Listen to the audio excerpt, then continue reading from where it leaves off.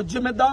దీని మీద ఒక కార్యాచరణ జరిగినంత వరకు కూడా మనం ముందుకెళ్తేనే మనం నెక్స్ట్ క్రైస్తవ్యాన్ని కాపాడుకుంటాం. లేకపోతే మన ఒక్కరిని కూడా ఇక్కడ ఉన్నవారు జాగ్రత్త పడాలని మరొకసారి మీకు తెలియజేస్తూ, మీడియా మిత్రులారా నిజమేటో జనాలకి చెప్పండి. దయతో తారుమారు చేయకండి.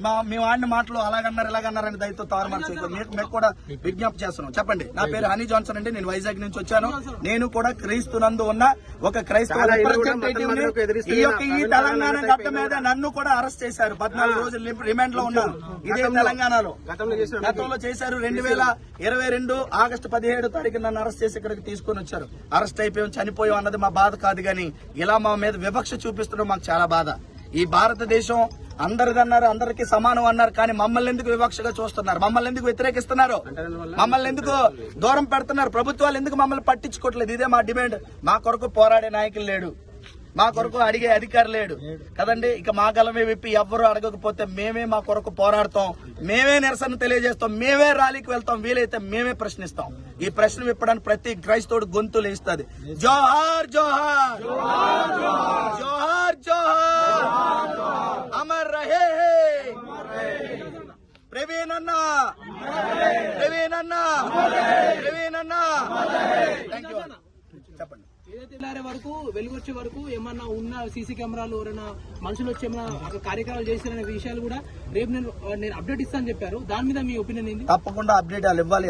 ఇస్తానని చెప్పారు కదా. నిన్న ఆయన లైవ్ పెట్టి చూపించారు ఎక్కడి నుంచి ఎలా పడిపోయారు, ఎక్కడి నుంచి ఏమంటే నిజం చెప్తారు. సీసీ ఫుటేజ్ అంటే ఇప్పుడు మనం ఎవరో చదువుకున్న వాళ్ళు చదువులేని వాళ్ళు సరే మరీ అంత మనల్ని చెవులో పువ్వులు పెట్టకూడదు కదా. ఏది ఒక వీడియో ఫుటేజ్ లో ఒకటే పడతారా, ఒకటే చూస్తారా, ఇంకేముంటదా? ఆయన దొరికెళ్ళింది ఏది కిందకి వెళ్ళిపోయాడు అంటాడు. పడిపోయిన తర్వాత ఏంటి కిందకి వెళ్ళిపోతే బండి పడుతుంది, బండి ఎలా పడుతుంది ఆలోచించి. ఇక్కడ గుర్తుంది సార్, ఇక్కడ బూటు గుర్తుందని మా అనుమానం. కన్ఫర్మ్ మనం చెయ్యం. అనుమానం బూటు గుర్తుంది, బండి ఎలా పెల్ట్ అవుతుంది, మేద ఎలా పడుతుంది. అక్కడ కర్రలు ఉన్నాయి, రక్త మరకలు ఉన్నాయి, ఉంది. మరి అవేవి వెళ్ళిన తర్వాత వాటికి రిబ్బన్స్ కట్టారా? ముందేవి కట్టలేదు. మేము వెళ్ళిన వెంటనే వినండి, అక్కడ హైవే పెట్రోలింగ్ లో ఉన్న పోలీసులు వెళ్ళిన వెంటనే ఎవరు ఏం అడగక ముందే ఇది యాక్సిడెంట్ అని వాళ్ళే చెప్పేస్తున్నారు. ఎవరు అడగక ముందే చెప్తున్నారు. ఎస్పీ సార్ ఏదో ప్రెస్ మీట్ లో పెట్టాడు, పడ్డది ఆ దుమ్ము లేసిందని చెప్తున్నారు. ఆ నుంచి బాడీ రికవర్ అంటే పోలీస్ వాళ్ళు ఫస్ట్ కాంటాక్ట్ అయినప్పటి నుంచి ఈ మధ్యలో ఫుటేజ్ లేకపోతే ఈ మధ్యలో వివరణ ఆలే ఇవ్వాలి. ఎందుకంటారా? ఆలే ఇవ్వాలి. ఫుటేజ్లు మనం తీయడానికి లేదు కదా. పోలీసు వారే ఆ వివరణ ఇవ్వాలి, దర్యాప్తు జరపాలి. ఇక్కడ నేను ఒకటి చెప్తాను, బాగా వినండి. ఒక్క నిమిషం అండి. హైదరాబాద్ నుంచి ఎప్పుడు బయలుదేరారని ఆయన టైం ఉంటది కదా, ఎక్కడెక్కడ ప్రయాణం చేస్తూ ఉంటాడు కదా. అన్ని ఫుటేజ్లు బయటకు తీయమనండి. ఏం జరిగింది నిజం వస్తుంది బయటికి. అన్ని ఫుటేజ్లు తీయమనండి, ఫోన్ తో సహా. ఎన్ని ఫోన్లు వచ్చాయి, ఎవరు చేశారు, అవునా ఏమని చెప్పండి. హైదరాబాద్ బయలుదేరింది ఉండండి, ఇంట్లో వాళ్ళకి తెలుసు కదా ఎన్ని గంటలు బయలుదేరారు, వాళ్ళ టైం చెప్తారు. అక్కడి నుంచి ఏ రూట్ లోంచి వెళ్తారో హైదరాబాద్ అవన్నీ సీసీ ఫుటేజ్లు తీయమనండి.